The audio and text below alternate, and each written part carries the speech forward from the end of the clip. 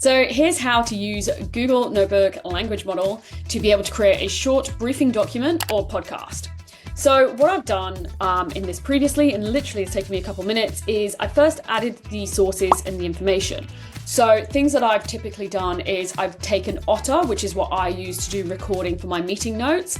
I've taken the transcript of that and uploaded the text file. I will only do that if it's not sensitive information. If someone has given me confidential, sensitive information or a sensitive discussion, I'm not going to do that. If it's high level overviews, understandings, nothing sensitive, then absolutely I can do that. Then I've uploaded resources. So if someone gives me background information like here's our information about us, obviously link to their website, link to their LinkedIn and so on, I can upload that in.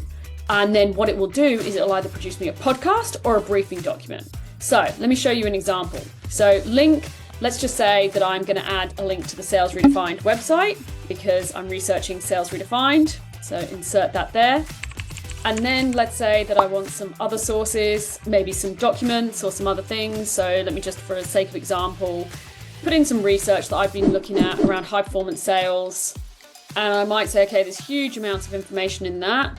Now, what I want you to do is I want you to generate it into a podcast. This one's got 2 hosts, so it ends up being quite conversational. And generate.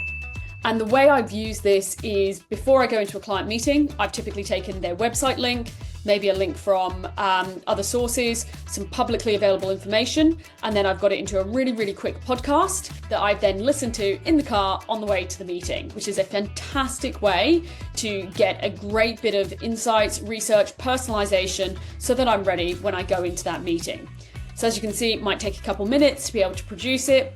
If you don't want the podcast version, you prefer written, what I'll also then do, you can see below, is I'll then go to a briefing document as well. So whilst that podcast is generating, let's check out the briefing document. So I literally just have pressed briefing document and then it has come up with one. And then you can straight away go into it and it summarizes everything into one briefing document. How cool is that? So if you want to get to the punchline, that's what you can do. You can also ask questions and get that as well. So whichever way you prefer to receive the information, this is a fantastic way to take all the background information and research you might have on a customer and get it in a really, really digestible way to help you prepare for your meeting.